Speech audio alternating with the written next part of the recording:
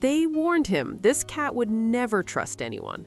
They said those eyes had seen too much, that snarl was permanent, that some animals are just too broken to save. They were wrong. The call came on a Tuesday afternoon. Animal control had picked up a Persian mix from a condemned apartment building. The previous owner had been evicted 3 months ago and just left him there. No food, no water, just a gray ball of matted fur and pure rage, hissing at anyone who dared come close. When Jake first saw the photo, he understood why 5 other foster volunteers had already declined. This wasn't just an angry cat. This was fury compressed into 10 pounds of claws and teeth. Those amber eyes weren't just suspicious, they were predatory, calculating, like he was sizing up which part of you to attack first. His face was locked in what looked like a permanent scowl, as if the universe had personally offended him. But something about that face stopped Jake cold. Behind all that rage, behind those narrowed eyes, was that fear? Or was that just wishful thinking? If you've ever looked at something everyone else called hopeless and thought, maybe, if you've ever believed that the angriest souls are often just the most hurt, then you need to see what happens next.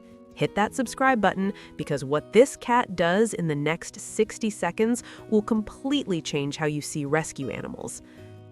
The shelter director was blunt. His name's apparently Winston. He's bitten 3 handlers.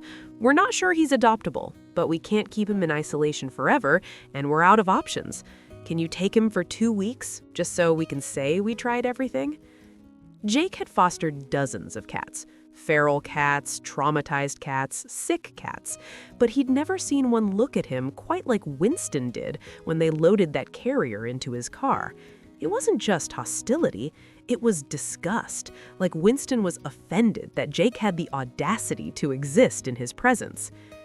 The first 3 days were a standoff. Winston claimed the guest bedroom as his fortress, positioning himself on top of the dresser like a furious gargoyle. Every time Jake entered to leave food, those eyes would track him with laser focus, ears pinned flat, that signature snarl deepening. He looked like he was permanently asking to speak to the manager of the universe. Jake didn't try to pet him, didn't try to coax him down. He just sat on the floor and talked. About his day, about nothing, about everything. I know you hate me right now. I know you've got every reason to. But I'm not going anywhere, buddy. You're stuck with me. Day 4, something shifted. Jake was sitting on the floor as usual, scrolling through his phone, when he heard it. A sound so soft he almost missed it. Winston had climbed down from the dresser.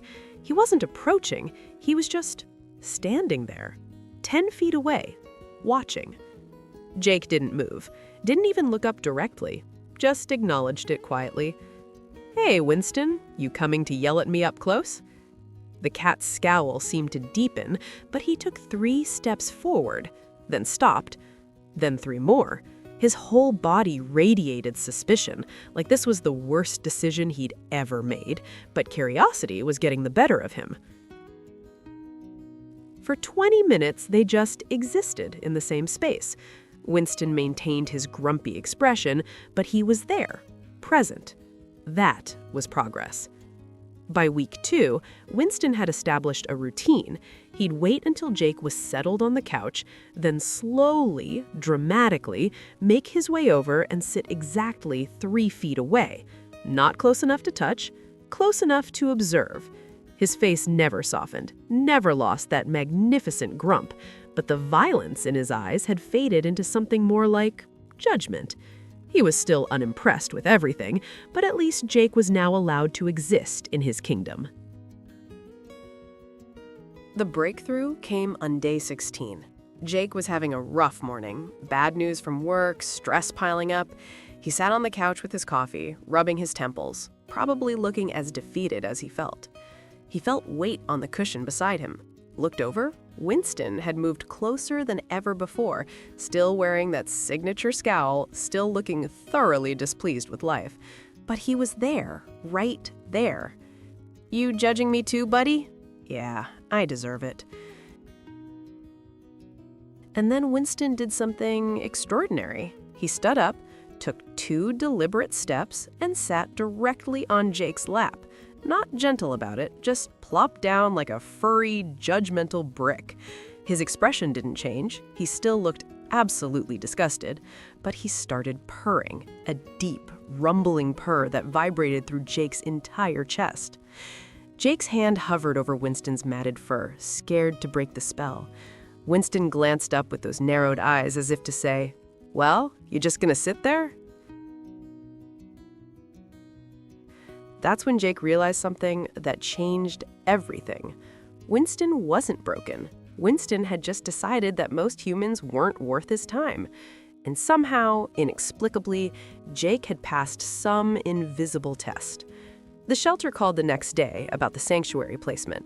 Jake looked at Winston, who was sprawled on the back of the couch, glaring at a bird outside with intense displeasure, still looking like the world's grumpiest philosopher. "About that," Jake said, "I think I'm keeping him." 3 months later, Jake's apartment has been completely taken over by an 8-pound tyrant who still looks angry about everything. Winston sleeps on Jake's pillow, not next to it, on it. His grumpy face inches from Jake's every morning. He sits on Jake's laptop during work calls, scowling at Jake's coworkers through the screen. He's knocked exactly 17 things off counters just to watch them fall. People ask Jake if Winston ever smiles, ever looks happy, ever shows any sign that he's not perpetually offended by existence itself. Jake just scratches behind Winston's ears, the one place he'll tolerate affection, and smiles. He doesn't have to. I know. Because here's the thing about the angriest animals. They're not choosing rage, they're choosing self-protection. And when they finally choose you instead, when that permanent scowl becomes your permanent scowl to wake up to every morning, that's not them softening, that's them trusting you to be strong enough to handle their truth. Winston didn't need Jake to fix him, he needed Jake to accept him exactly as he was. Scowl, attitude, judgment, and all. So here's what keeps Jake up at night sometimes. What if no one had taken the angry cat? What if everyone had kept seeing the snarl and missed the soul underneath? What if Winston was still in that shelter, alone, waiting for someone to look past the fury? Would you have taken him? Would you have seen what Jake saw? Or would you have scrolled past the angriest face in the shelter, looking for something easier, something softer, something that didn't look like it might file a complaint against you? Think about it.